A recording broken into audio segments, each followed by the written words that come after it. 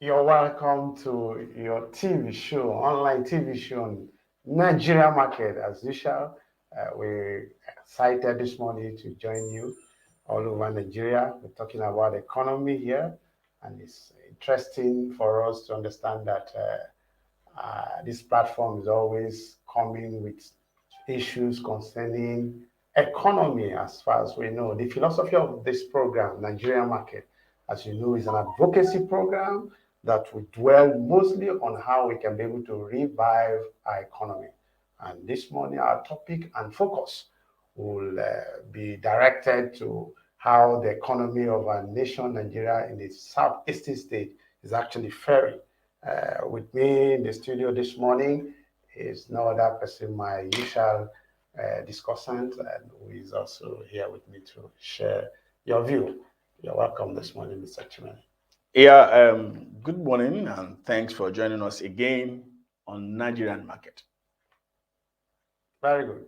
Nigerian Market is an advocacy program of aid, and we understand aid is an ambassador initiative for development and empowerment, how we can empower ourselves.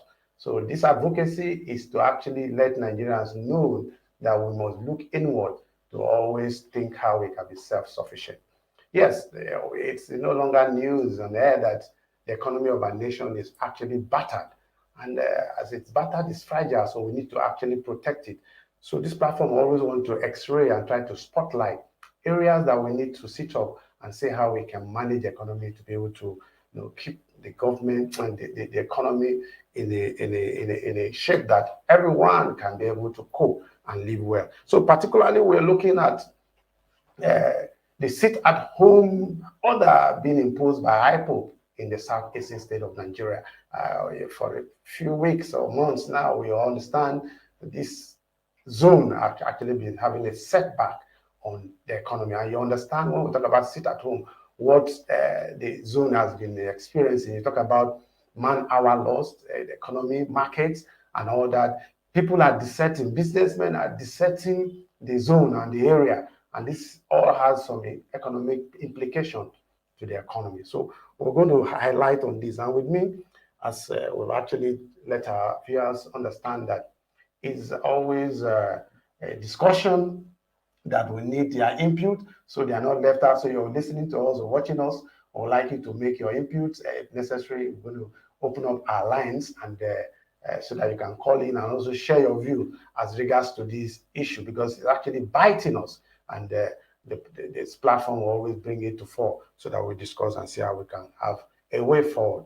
So what's your take when it comes to this sit at home and how it's affecting the economy very basically in the Southeast today? Well, we don't need to mix words. You see, one of the challenge we have had over time in Nigeria now is that we are beginning to call white, whether it is blue or it is white, negotiating those things. White is white, black is black. Nigerians should learn, So if anybody is trying to pamper, words, you see the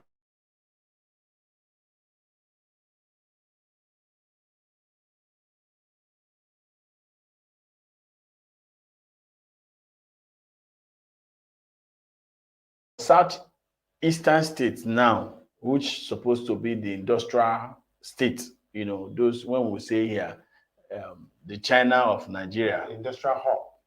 The China of Nigeria is even threatening more because of a group of persons who have just said you cannot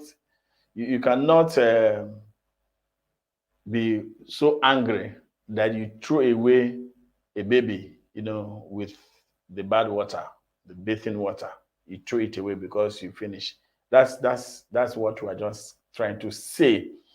Now, there is a document I read yesterday, and that I felt so much. We might be hearing, because of Nigerian market. We're always keeping our ears to the ground to listen to what happened. As of today, information is that most industrialists in Anambra have deserted the city of Anambra. And you can imagine what that means to Anambra is a home. I met a man some time ago and said, No, before you continue, deciding as they live with their businesses or no, of course, if the guy is not there, there's a structure we run business in Nigeria. There's a structure we run business in Nigeria. Our businesses revolve within the set person, the CEO or whatever. So if the CEO is not there, practically the work is like is done tone.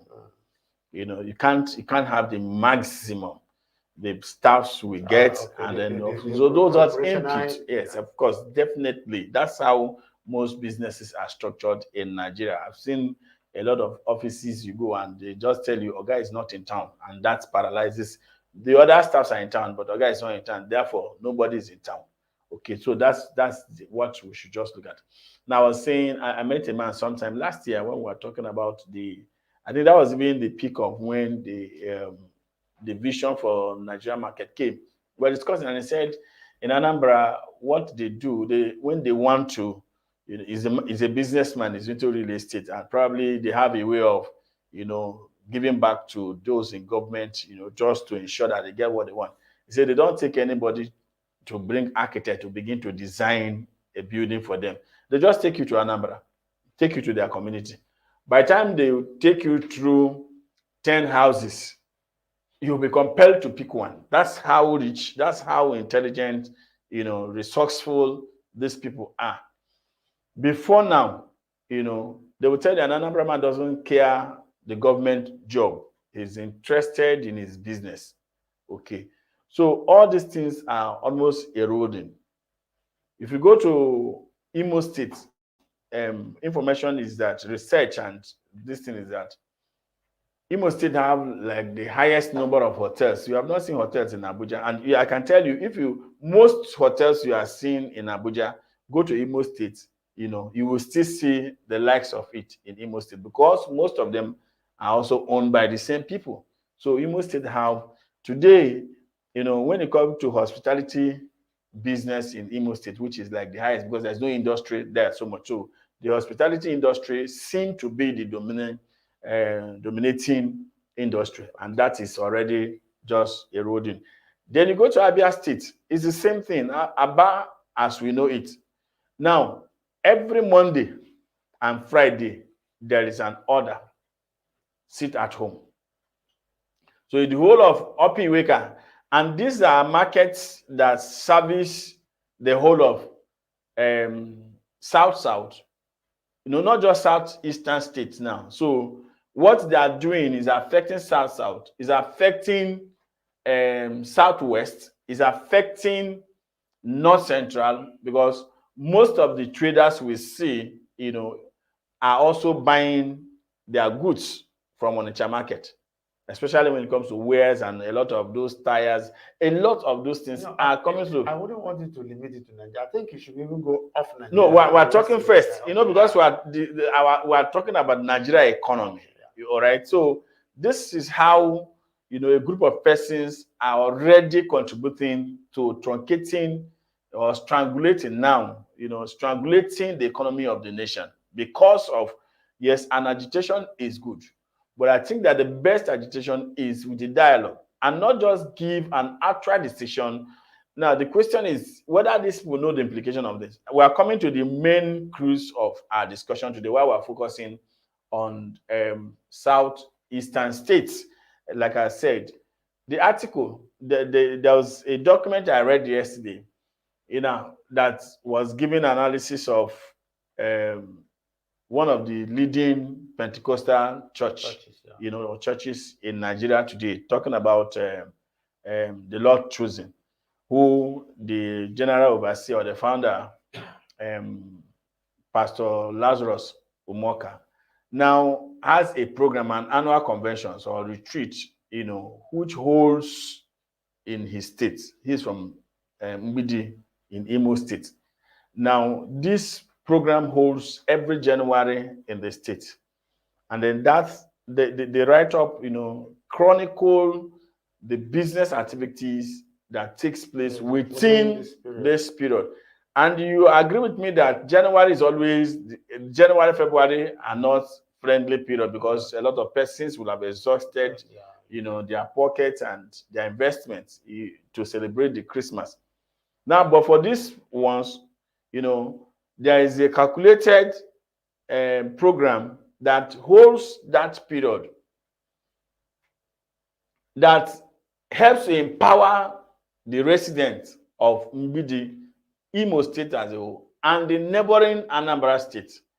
So 4 days, but that 4 days, some persons maximize it and then make what will serve, take them for at least that January, February, those things. And that program holds for I think this 2022 on from that supposed to be 4 days, 9th or so.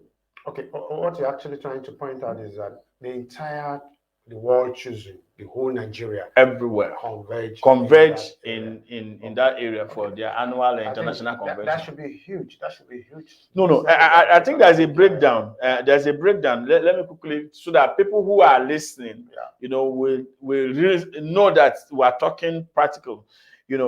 Now the write-up says we have over 500,000 participants from all across the world that comes there. Then you have people from at least 57 countries that comes to Mbidi, to attend the program. Then, of course, people from all over the 36 states, including FCT, are there. Then you have about 8,000 hotels and motels used within that period, within the Imo State and the Anambra, the neighboring state. Yeah. Then you have over 152 private homes. So it means that the hotels are not even enough again. I think that's where this one happens again is in Calabar during the reign of the Calabar Festival, where both private homes, hotels. In fact, there was a time there was a year they said beer finished in Cross River State, and then they had to bring plane, to bring beer from other states. That's the economy, the sharp economic thing that comes to those states. Now, over 152 private homes are also paid for and used by participants.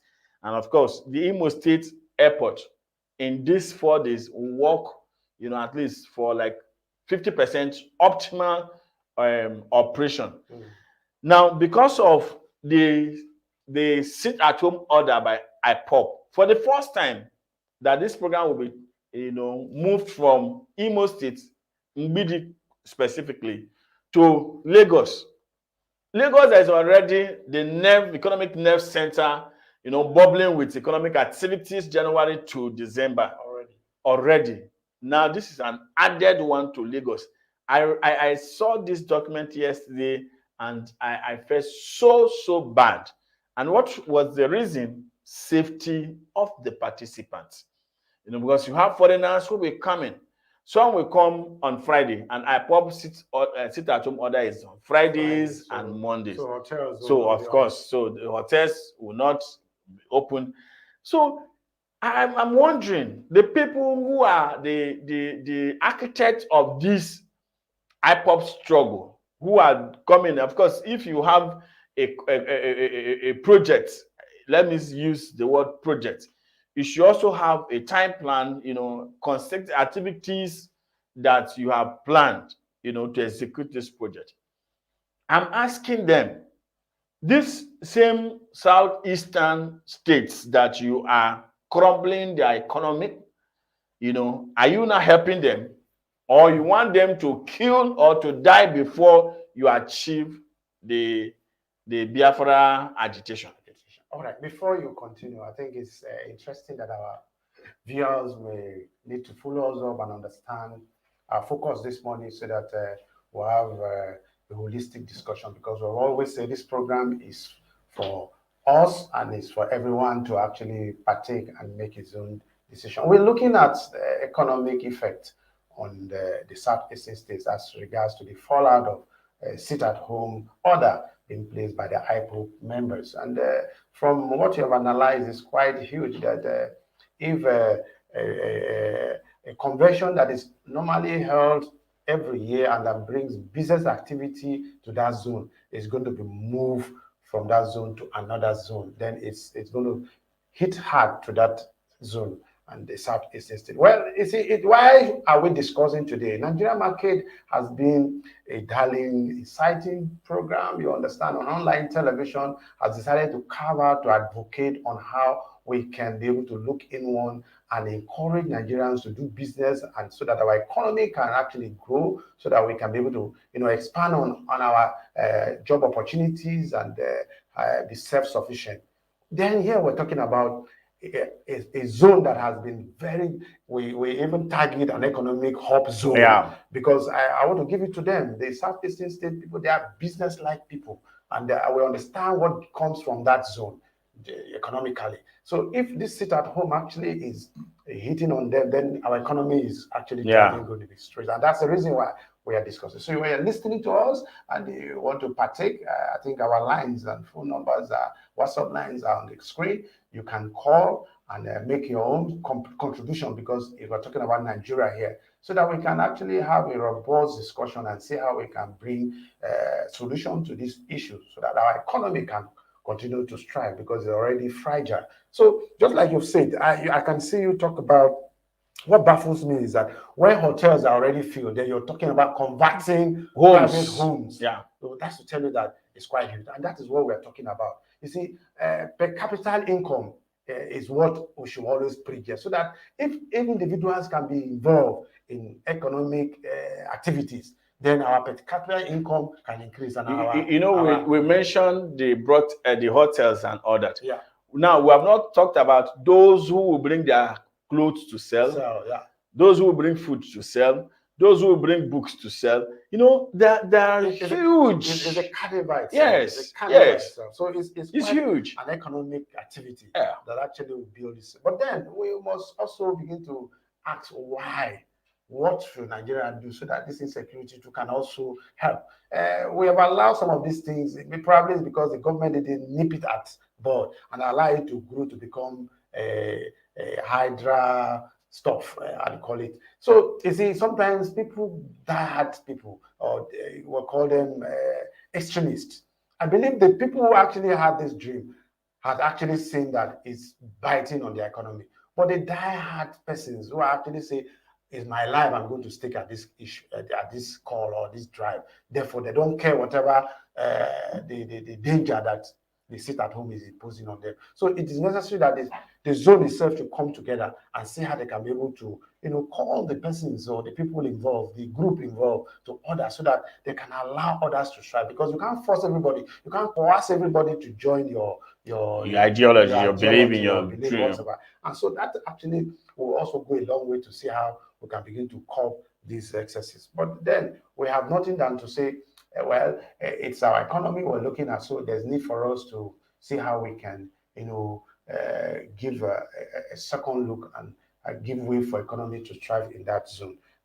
Just like you were trying to round up the economic input, apart from Anambra State, when you look at Abia State, where the present IPOB, I think that's where their headquarters is. The insecurity, or the leaders. Or the leaders there. Okay. The insecurity issue that is actually going on there has gone beyond, because the assassination, that is what we're even looking at the entire zone not safe, because of the assassination issue that actually erupted some few weeks ago. So this actually is something that is we need to bring. So with that, how do you think business can actually come back at this point in time? No, I think I've said earlier, let's call it a spade a spade.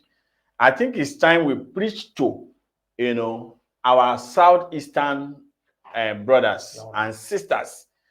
I have heard a lot of conversation, with friends, even those abroad.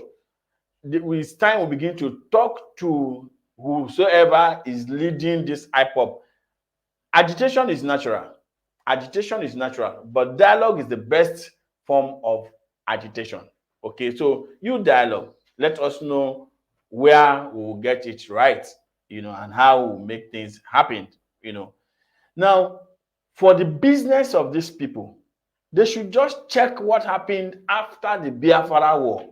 Okay. Because people are still, the effect of that Biafra war is still hitting on some people, because Some did not survive it, okay, because their business was crumbled. Now, you are now bringing a similar thing again. And you know, in business, it has to do with time.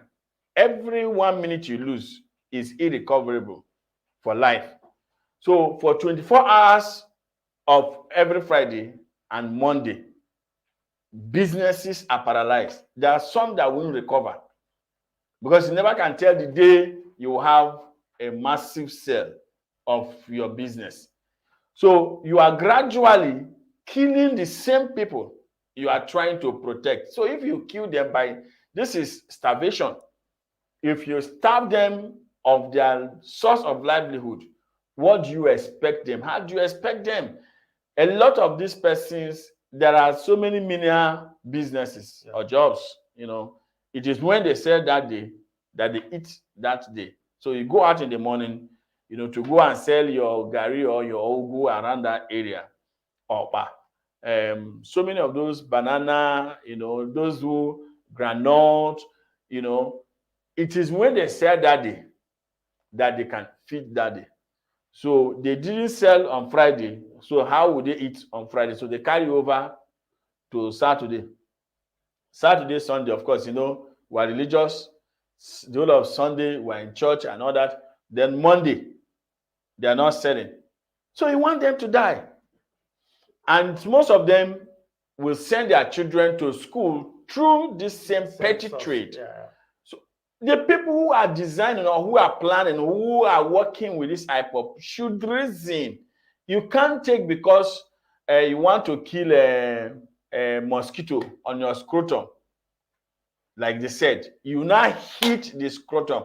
Supposing the mosquito flies away and hit yourself, you can imagine the pain that you have inflicted on yourself, all because you want to use hammer, you know, a sledgehammer to kill mosquito on your scrotum. That's just the picture of what we're just trying to see. Well, I actually want to cut it short that if you're only looking at those who are living, how about a company that is based in the Southeast and what they do supply outside the Southeast? So they are also cutting the economic nerve where business people depend on materials or products from that zone.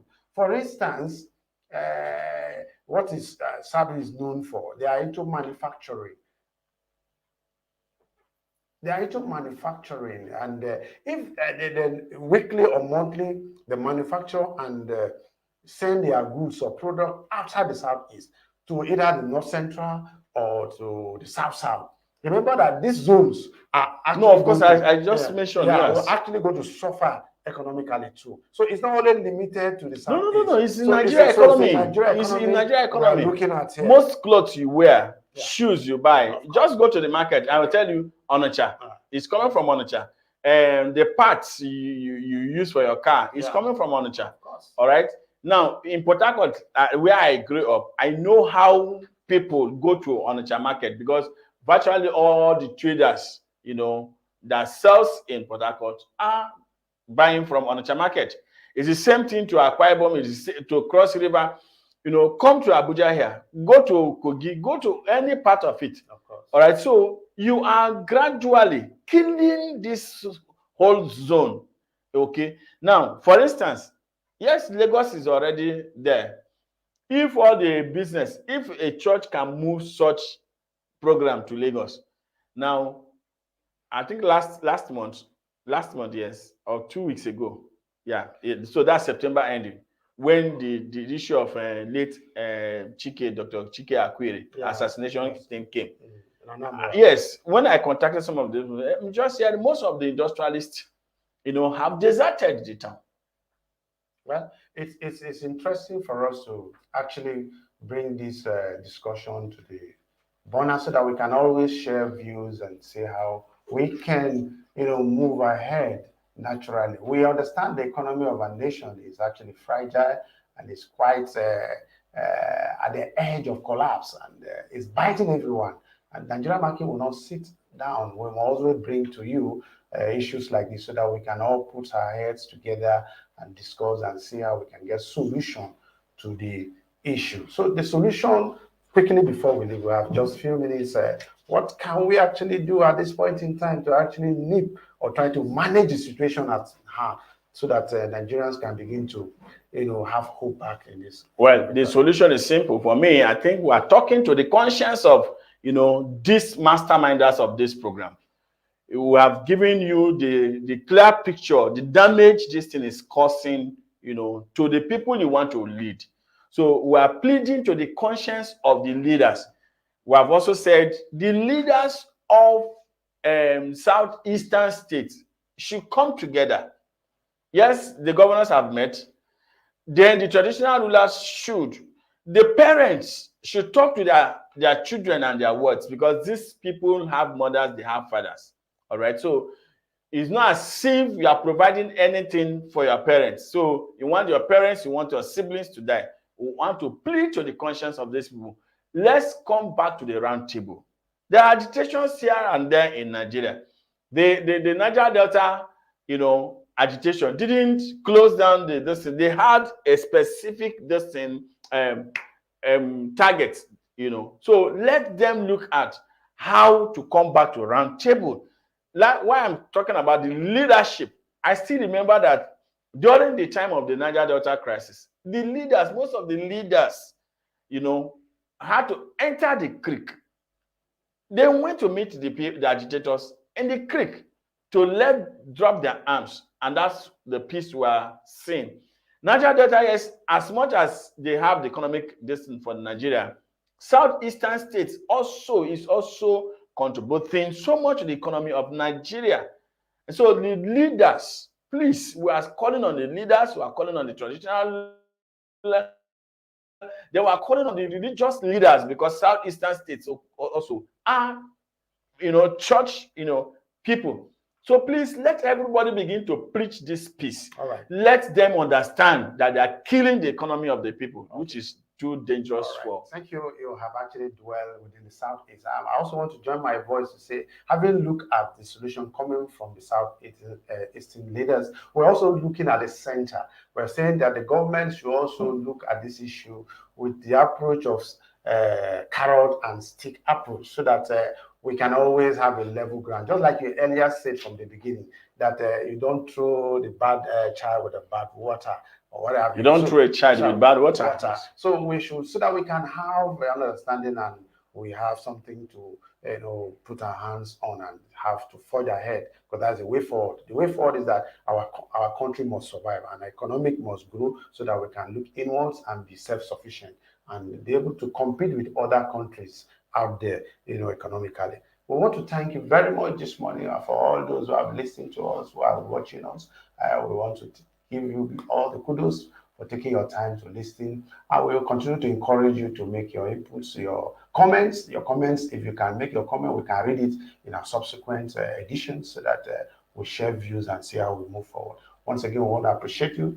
As we have said today, the platform is always talking on economy and how we can be self-sufficient. So before we leave this morning, as we should always let of course, our COVID thing is still there. So we still ask you, please, just simple protocol. Wash your hands, use alcohol-based sanitizer, and then when you're in the public place, crowded place, keep distance, and then use. And that's all. That at least your safety, your life is important. Yes. So once again, we want to appreciate and say thank you very much. My name is Slater, and before we leave, our mantra is buy Nigeria to go Nigeria.